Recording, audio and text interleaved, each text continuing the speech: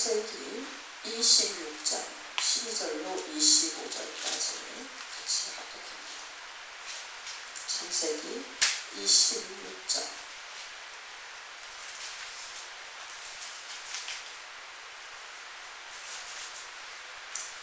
12절로 25절까지 같이 합독하겠습니다. 이삭이 그 땅에서 농사하여 그 해에 100배나 얻었고 여호와께서 복을 주심으로 그 사람이 창대하고 왕성하여 마침내 거부가 되어 양과 소가 떼를 이루고 종이 심히 많음으로 블레셋 사람이 그를 시기하여 그 아버지 아브라함 때에 그 아버지의 종들이 판 모든 우물을 막고 흙으로 메웠더라. 아비멜렉이 이삭에게 이르되 네가 우리보다 크게 강성한즉 우리를 떠나라. 이삭이 그곳을 떠나 그랄 골짜기에 장막을 치고 거기 거류하며 그 아버지 아브라함 때에 팠던 우물들을 다시 팠으니 이는 아브라함이 죽은 후에 블레셋 사람이 그 우물들을 메웠음이라. 이삭이 그 우물들의 이름을 그의 아버지가 부르던 이름으로 불렀더라. 이삭의 종들이 골짜기를 파서 샘 근원을 얻었더니 그날 목자들이 이삭의 목자와 다투어 이르되 이 물은 우리의 것이라 하매 이삭이 그 다툼으로 말미암아 그 우물 이름을 에색이라 하였으며 또 다른 우물을 팠더니 그들이 또 다툼으로 그 이름을 신나라 하였으며 이삭이 거기서 옮겨 다른 우물을 팠더니 그들이 다투지 아니하였으므로 그 이름을 르호봇이라 하여 이르되 이제는 여호와께서 우리를 위하여 넓게 하셨으니 이 땅에서 우리가 번성하리로다 하였더라.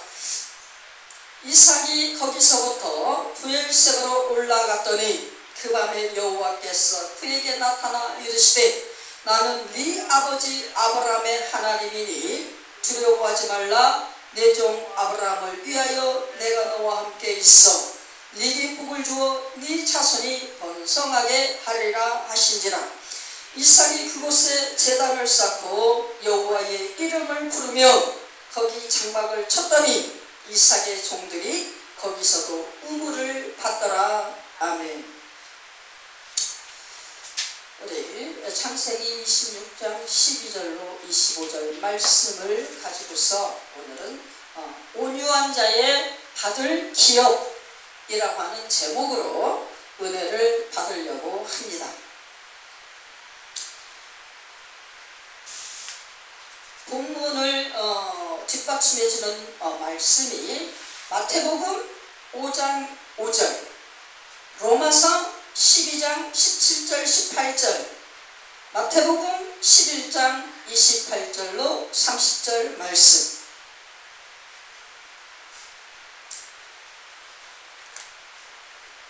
우리가 온유라고 하면 사도 바울을 참 많이 떠올리게 되죠. 사도 바울이 어떤 사람입니까? 아주 간직한 사람입니다. 아주 무서운 사람입니다. 거기에 무엇이 가미가 되었어요? 하나님을 향한 아주 뜨겁고 바른 정직한 신앙이 플러스가 되어져서 그 엄청난 무서운 성품이 뭘로? 예수 그리스도의 마음으로 바뀌어지는 역사. 누구를 만났기에? 예수 그리스도를 만났기에 예수의 그 품성으로 성령 안에서 가꾸어져 그 입에서 뭐라고 합니까? 내가 스승의 마음으로 나아갈까? 아비의 마음으로 나아갈까? 사랑으로 나아갈까? 매를 들고 나아갈까? 그러면서 그가 뭐라고 합니까? 항상 교인들에게 부탁할 때 온유한 그 성품을 가지고 예수처럼 너희에게 사랑을 가지고 아비의 심정으로 나아가기를 원한다. 누구를 선택했습니까? 디모데를 선택할 때 아들이라 하면서 아비의 신분으로 디모데와 영적 교류를 이루는 사도 바울의 모든 모습을 보여주면서 실제 그가 신앙의 실천을 성령과 함께 하나님의 은총 가운데 하나님의 뜻을 부여잡고 동행하는 그 모습을 사는 그 사도 바울의 신앙의 행보를 우리에게 27서신서에서 고르게 보여줍니다. 오늘 본문은 뭡니까? 이삭이 외동아들이에요. 그도 독자도 그 시대에 그런 독자가 없어요. 얼마나 고귀하게 아주 대단하게 그렇게 태어난 이 이삭이, 그의 삶은 어떤 삶이었습니까? 그냥 평범한 삶이었고 그저 힘들고 어려운 난관의 인생을 겪으면서 살아가는 것, 모든 사람과 같이 보통 사람처럼 똑같이 그렇게 힘든 그런 인생을 살아간 이삭의 모습을 볼 수가 있죠.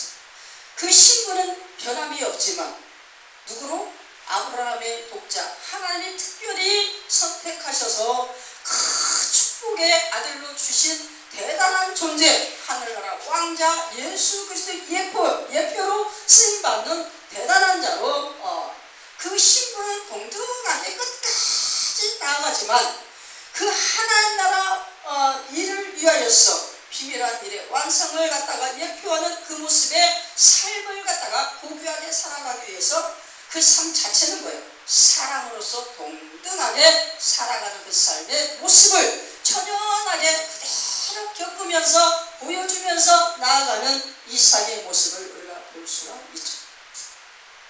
그리고 이삭의 삶을 봅니다. 아버지를 여의고 이제 이삭이 야곱과 에서를 갖다가 리브가를 통해서 낳고 자기 삶이 이제 새롭게 만들어져서 이제 아버지에게도 떨어져 나갔고 어머니는 이미 먼저 가셨고 이제 어디 의지할 데 없이 자기가 가장이 되어서 자기의 가족과 자기가 이렇게 하고 있는 그 많은 사람들과 이런 환경들을 이끌어가면서 통솔하는 그런 가장이 되었습니다. 어떻게 하면 이스라엘 백성의 족장이죠.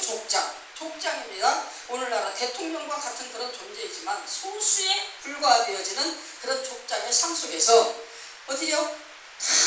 이들의 삶은 어떤 삶입니까?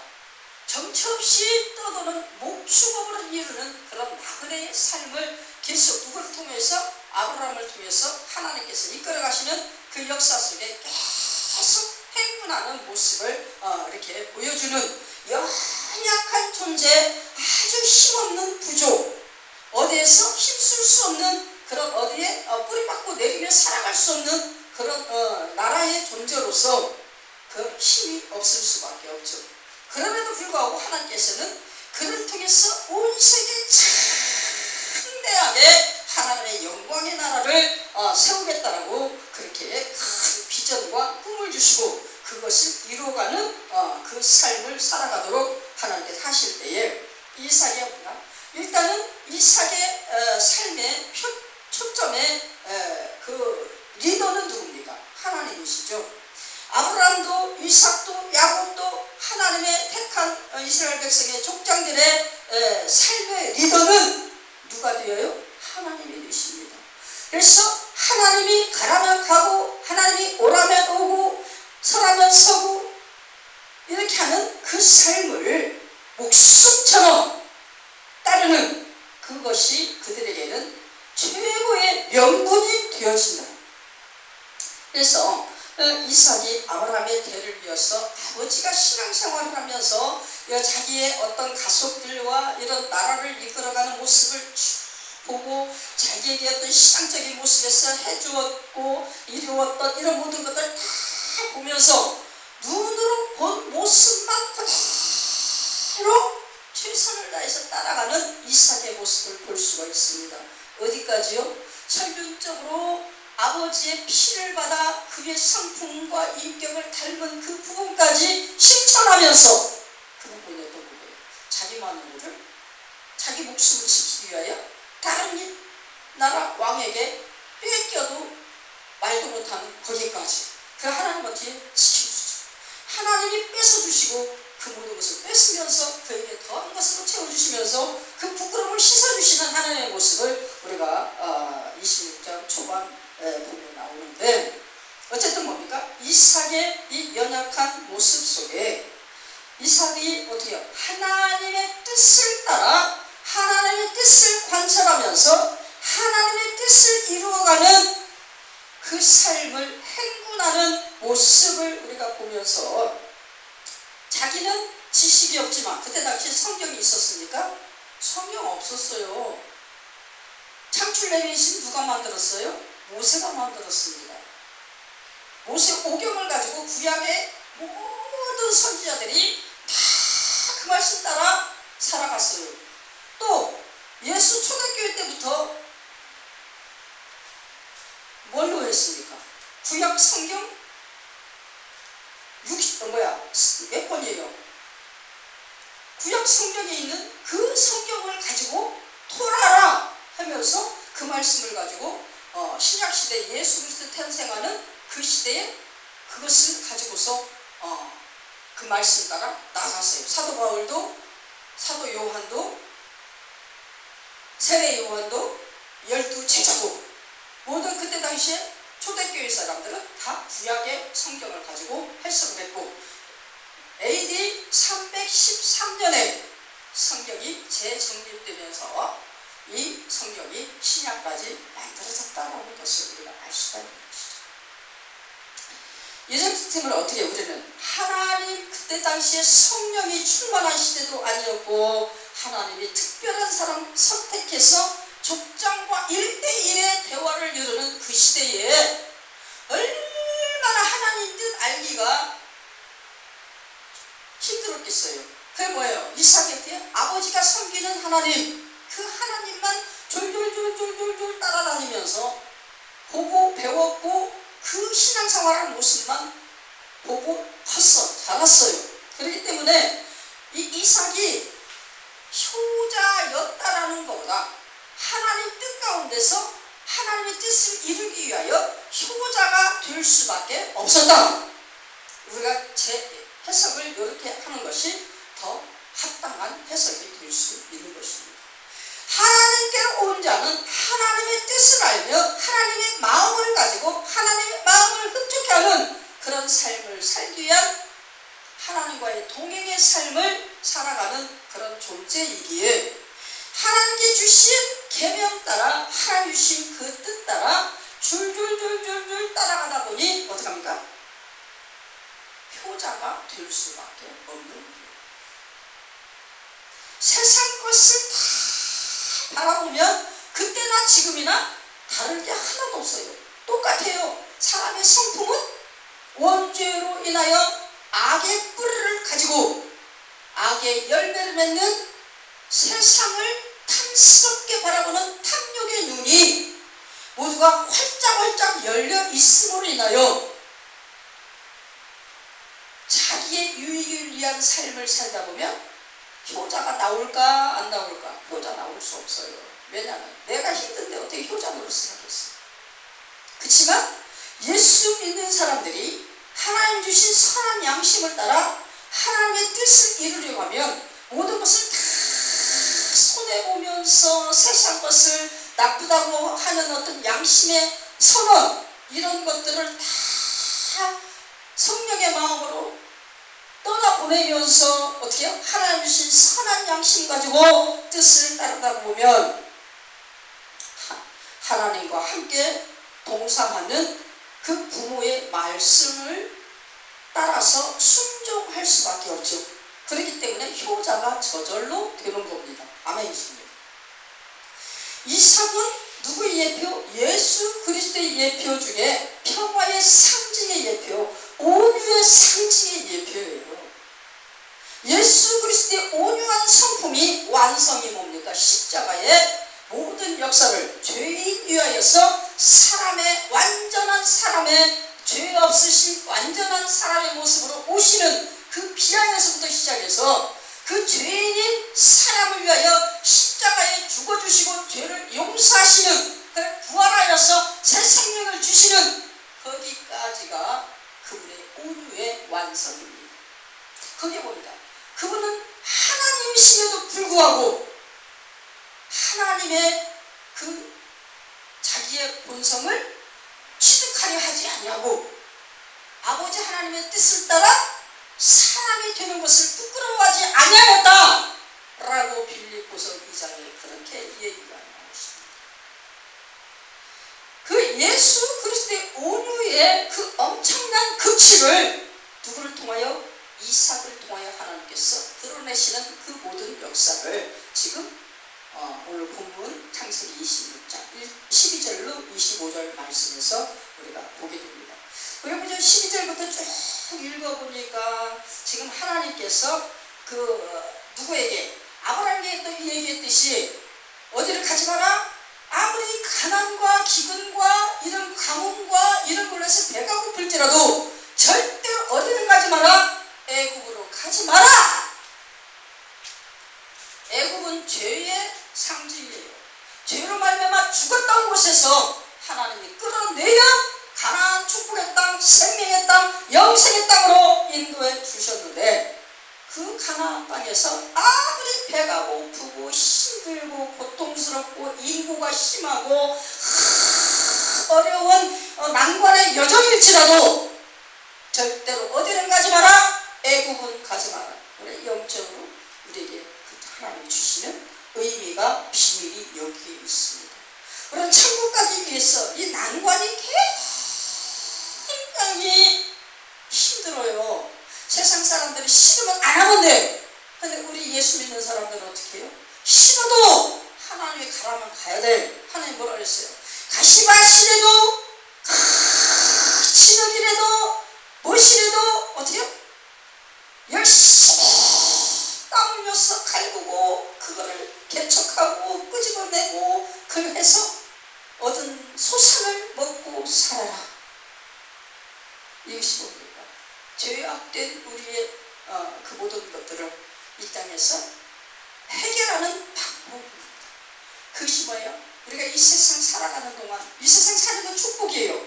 하나님의 자녀를 택함받은 건 축복이에요. 그런데 이 땅에서 우리가 해결해야 될 부분은 뭐예요? 우리의 죄를 원죄를 뭘로도 예수 피로 완전히 씻었지만 또 우리가 뭐예요? 행위로 지은 모든 것들을 이 땅의 삶의 여정 가운데 행위 속에서 하나님 주신 법령 따라 그것을 해결해야 되는 그것을 우리가 받았기 때문에 이 땅에 살아가는 모든 삶 속에 다 똑같이 인생은 땀을 흘리고 다 똑같이 인생은 아프고 다 똑같이 인생은 괴롭고 다 똑같이 인생은 속이고 속으며 울며 웃고 떠들며 노래하며 슬퍼하며 이런 모든 어우러지는 장단에 아우르면서 살아가는 삶이 우리에게는 있어집니다. 그래서 예수 믿는 사람은 어떻게 해요? 세상을 살아가며 뭘로 이겨라? 로마서 12장 17, 18절 뭐예요? 악을 선으로 이겨라. 악으로 악을 대하지 말고 악을 선으로 이겨서 이 선은 뭡니까? 하나님이 주시는 마음, 하나님의 뜻, 하나님의 계시, 하나님의 명령, 하나님의 말씀 이것을 선택하여서 이 방법으로 세상의 악을 이겨라. 우리에게 뭡니까? 하나님의 인내와 절제와 사랑과 온유와 이 모든 것들을 성령 안에서 열매로 우리에게 주시면서 성령 받은 자는 그 열매를 가지고 이 땅에서 이기며 살아가고 기뻐하며 살아갈 수 있도록 능력을 주신다. 우리 예수님이 뭐라고 하십니까? 공생의 사역에 쫙 오셔가지고 많은 자기 같이 육신에 배 아파서 같이 태어난 이스라엘 동족들과 그 하나님의 그 영광을 보여주면서 그들 하나님의 영광 안으로 이끌기 위하여 가지가지 산상설교, 충만한 설교, 여기저기 회당이고 어디 다니면서 설교 하나님 나라를 전파하고 다니면서 병을 고치면서 하나님의 이적과 기적과 표적을 나타내고 생명의 원천과 창조의 원천이 하나님께로부터 있으신 것을 막 보여주면서 그들에게를 다 회개하면서 하나님께로 돌아가기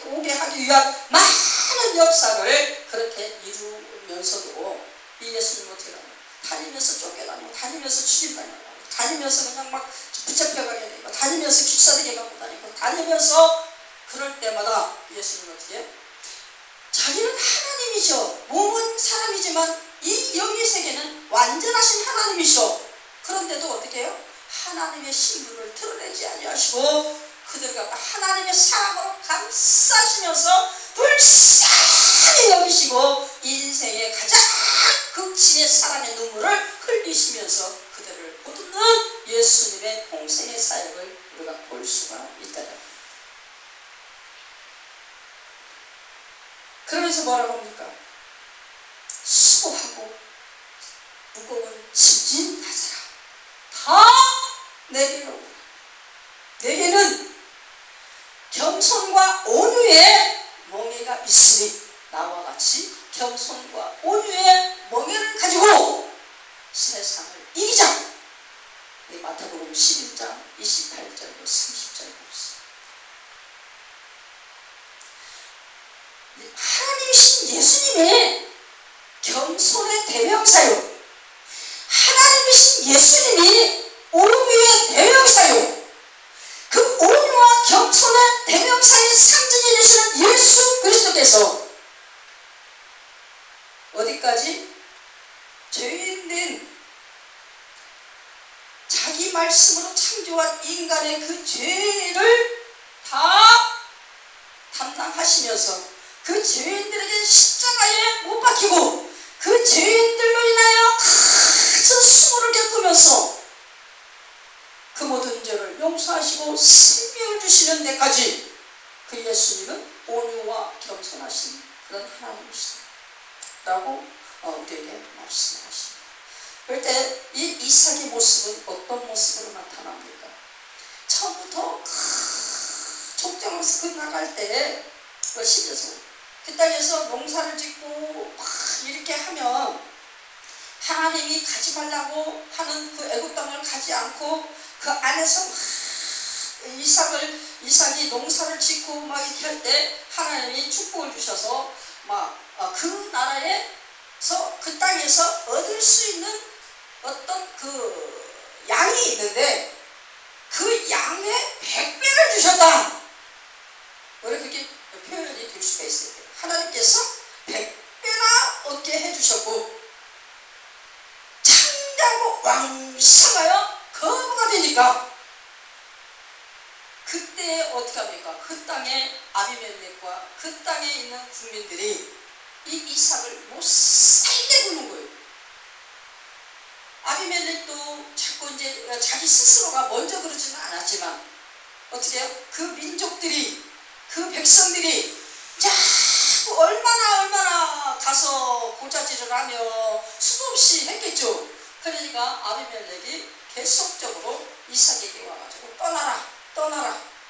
그래서 거기서 하나님 주신 축복을 누리면서 살려고 물도 파고 샘도 파고 뭣도 하고 하면서 정착을 하려고 하면 쫓겨나고 정착을 하려면 쫓겨나고 이런 것들을 우리가 이 모습을 보는데 이삭은 뭡니까? 하나님의 그 권능이 늘 이삭과 함께하고 다니므로 하나님의 은총 가운데 엄청난 세력이 있는 것을 이삭은 알아요. 그렇지만 뭡니까? 지금 그 블레셋의 아비멜렉 그 왕이 그 지역은 어떤 지역입니까? 물이 없는 지역이에요. 너무 우리나라 지금 그 지구가 막 이렇게 저기 되면서 열대야 막 난리가 나죠. 힘들어 죽는다고 숨 못 쉰다고 난리가 나잖아요. 근데 이건 아무것도 아니에요. 그쪽 지역 자체가.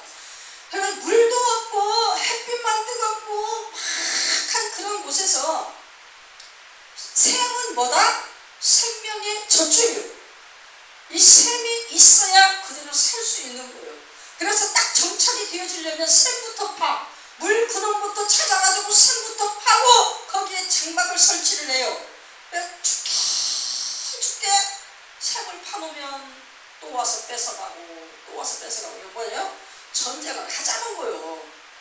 너희들 안 가면 죽인다는 거예요. 생명을 갖다가 위협을 한다는 거는 전쟁을 하자는 겁니다. 그럴 때 하나님의 그 위세가 엄청난 위세가 등줄에 있는데 이삭이 하나님의 그 위세를 갖다 등에 업고 한번 해보자는 거냐? 그래요. 나도 너들과 할 거야. 하고 싸움을 할 수 있을까 없을까? 할 수 있어요. 그런데 이삭은 어떻게 해요? 그들이 내놔라 그러면 놓고 가고, 내놔라 그러면 놓고 가고, 너희들 저리 가 그러면 쫓겨나고, 계속 그렇게 하는 모습을 우리가 볼 때에 이게 뭡니까? 어떻게든지 평화롭게 그 지역 주민들과 같이, 그 땅에 있는 사람들과 같이 하나님의 평화를 건설하면서 하나님의 평화를 보여주면서 하나님의 영광을 드러내고자 하는 이삭의 애씀과 힘쓰는 그런 인내의 노고를 우리가 볼 수가 있다는 것입니다. 이것이 뭡니까? 이삭의 안에 들어있는 하나님의 형상 속에서 하나님께로부터 내려오는 그 인내의 젖줄기, 이것이 뭡니까? 하나님의 온유한 그 품성을 드러내고자 하는 하나님의 계시가 이삭을 통해서 온전하게 드러나는 그런 모습을 우리가 볼 수가 있는 거죠. 이삭의 삶은 뭐야? 하나님의 은혜를 그렇게 가득 입은 자로서 세상에 하나님의 영광의 빛을 바라고자 하는, 빛이 되는 삶을 살고자 하는 신앙의 삶, 신앙과 생활이 일치되어지는 이 신앙을 삶 속에서, 생활 속에서 온전히 드러내어 하나님 앞에 영광 돌리고자 하는 그 삶을 우리가 볼 수가 있다.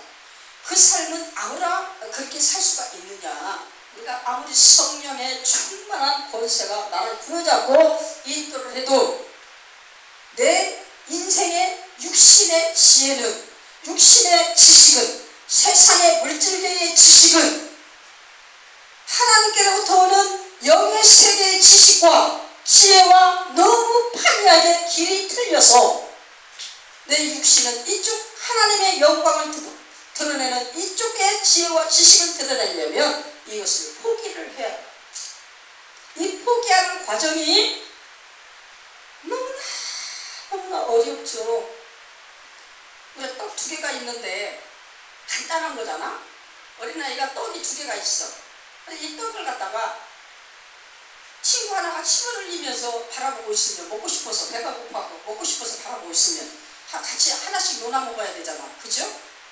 그런데 아까워서 못 주겠어. 그런데 옆에서 선생님이 친구 하나 주고 먹어라 그러면 어떻게 해요? 자꾸 견주잖아. 이거 주면 하나가 없으면 나중에 내가 먹어야 되는데, 이거 보면 나중에 내가 뭐 먹지? 나중에 내가 배가 고프면 뭐 먹지? 내가 또 먹고 싶을 때 어떡하지? 이 세상적으로 돌아가는 물질계의 이 지식과 지혜, 이것이 떨쳐버릴 수가 없는 것이 되는 것이에요. 왜냐하면 나는 육신을 가지고 살기 때문에 하나님이 주시는 말씀이 생명이요 영생인 것을 너무너무 잘 아는데, 그 말씀을 실천하기에는 이 땅에서 살아가는 삶이 너무 고달파. 그래서 하나님 잠깐만요, 나 이거 먼저 취득하고요, 나중에 할게요. 모든 사람들이 다 그렇게 나갑니다. 그렇게 할 수밖에 없는 상황들이 계속 전개가 되니까요. 우리가 앞서서 볼 때 아비멜렉에게 자기 목숨이 어떻게 위태될까봐 자기 마누라를 갖다, 그 이쁜 리브가를 갖다가 뺏겨도 찍소리 못하고 그냥 바라보고 있는 그 이삭의 모습, 하나님이 개입해서 그걸 건져주지 않았으면 어떡할 뻔했어요.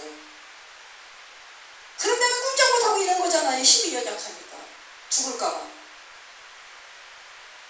그런 상황 속에서 한 번은 참고, 2번은 참고, 3번은 참을 수 있지만 끝까지 손해보면서 참으면 너무너무 고통스러워 나중에 화가 나니까 누구처럼? 다윗처럼 은근히 같이 있는 자기 신하들이, 부하들이 살살살살 이렇게 한 마씩 꼬시니까 어떻게든 하라고 가서 배옷자락에 확 그만 잘라갖고 와라.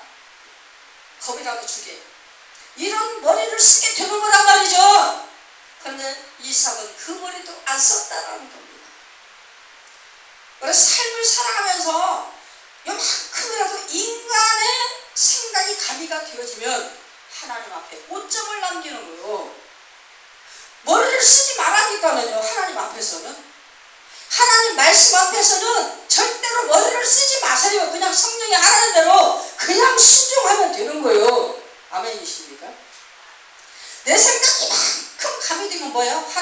거짓말쟁이가 되는 거죠. 거짓말쟁이.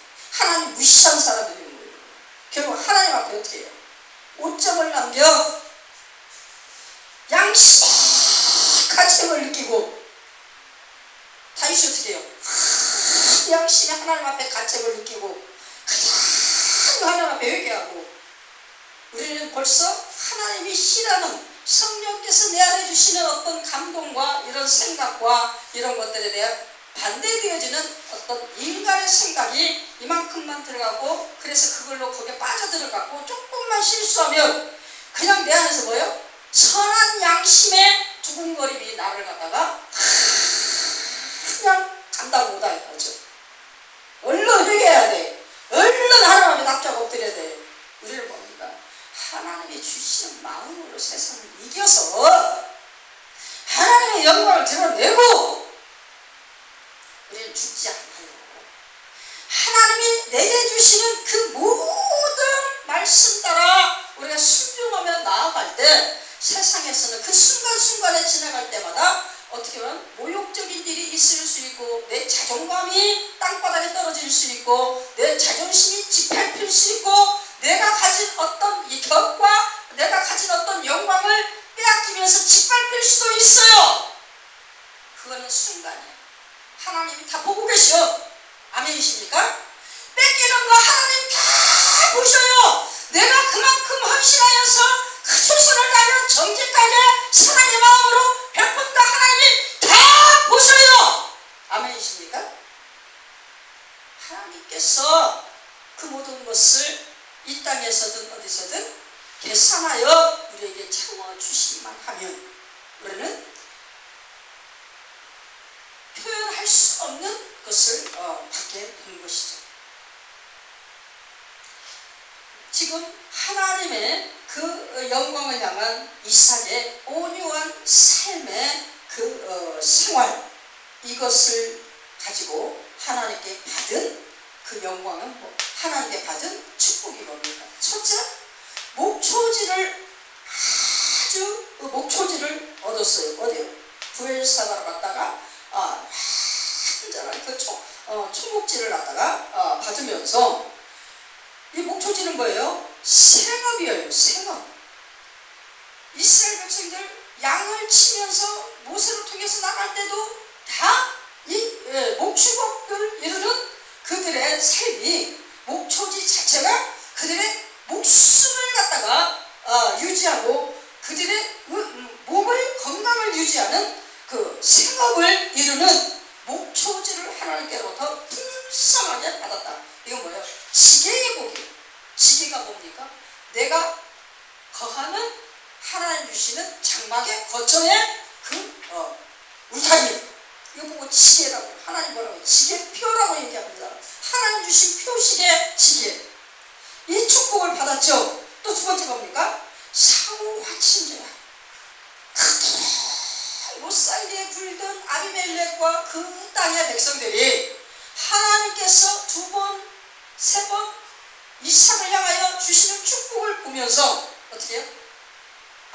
너가 섬기는 하나님이 정말 참으로 최고의 신이구나 라고 하는 것을 그들의 입술에서 나타내게 하고 그러면서 신이 쫓아와서 상호 화친조약을 갖다가 거론하게 합니다. 그래서 이삭이 그들과 함께 상호 화친조약을 맺게 되는데 이삭한테 그동안에 아비멜렉이 못되게 구른 모든 것들을 이삭이 꾸짖습니다. 그럴 때 와서 완전히 사과를 하죠. 사과를 받고 자기의 어떤 지난날의 수치를 회복하고 그러고 난 다음에 화친조약을 맺고 이 화친조약은 뭡니까? 평화조약이죠. 다시는 내가 너희들 사는 것에 해롭게 하지 아니하겠다 라고 하는 평화조약입니다. 이 평화조약이라는 건 뭐예요? 내가 사는 삶의 안전 이것을 하나님께로부터 부여받았다 라고 하는 것입니다. 지게표의 복, 또 하나님의 그 날개 아래서 온전히 거하는 안전의 복, 그 다음에 뭐예요? 우물을 다시는 메꾸고 하면서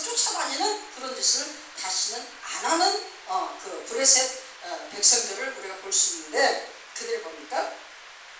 샘물을 막지 않는다라는 것, 그 물, 생명수를 완전히 공급받는 그 역사를 하나님께로부터 축복받았다.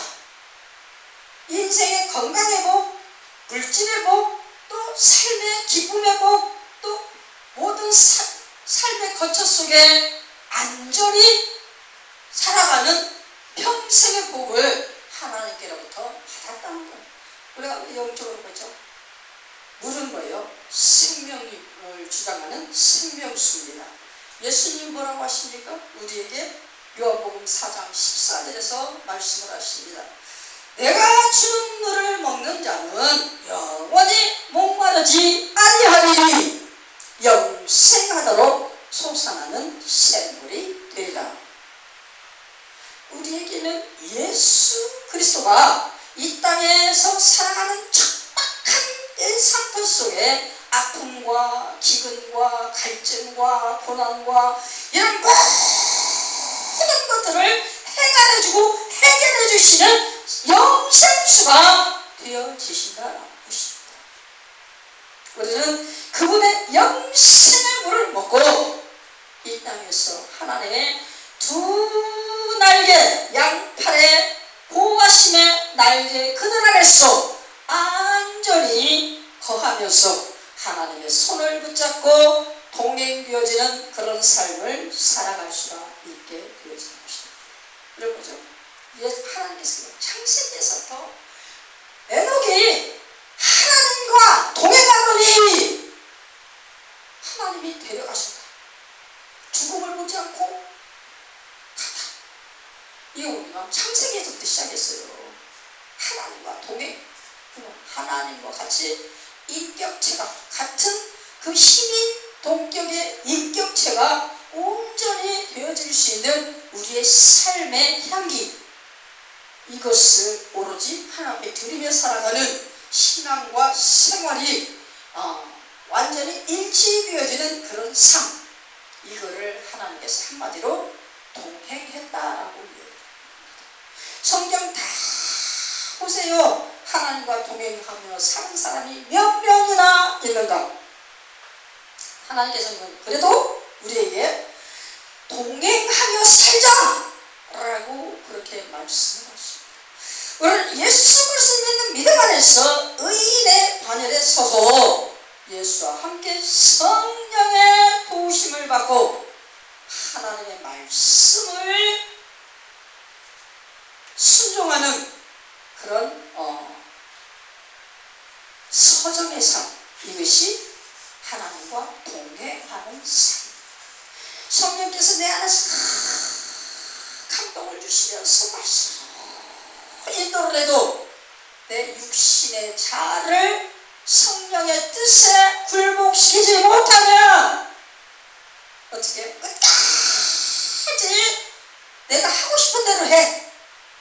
말씀을 내 환경에다가 맞춰서 해석을 해버려. 성경을요 여기다 맞추고 저기다 맞추고 저기다 맞추고 저기다 맞추고 막 이쪽에다 맞추고 맞추면서 해석을 하면 다 해석이 돼요. 그래서 이단에 나오는 거예요.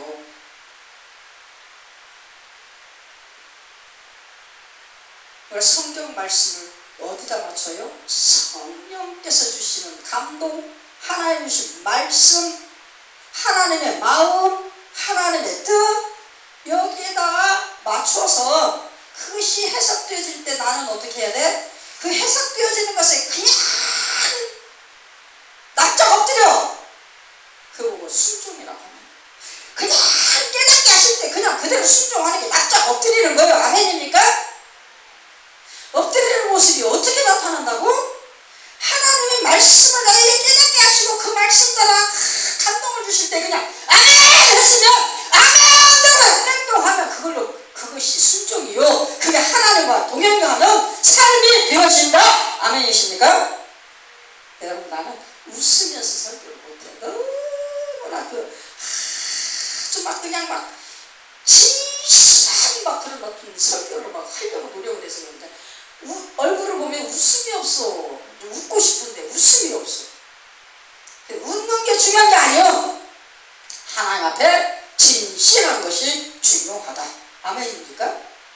성령이 주시는 기쁨이 충만하면 진실이 뚝뚝 떨어지는데 얼굴에서 꿀물이 뚝뚝 떨어지듯이 진실의 물이 뚝뚝 떨어진다. 아멘이십니까? 그렇게 했을 때 진짜로 내 안에 안정이 되어지면서 참으로 기쁨이 넘칠 때 자연스러운 미소가, 성령의 미소가 번질 때 그게 진정한 웃음이요 기쁨이요 성령의 미소가 되어지는 줄 믿습니다. 예수 그리스도의 미소, 하나님의 미소, 그 미소를 날마다 띠면서 살아가는 저와 여러분 되시기를 예수님으로 축원합니다. 그런 자는요 온유한 자가 그렇게 될 수가 있다. 아멘이십니까?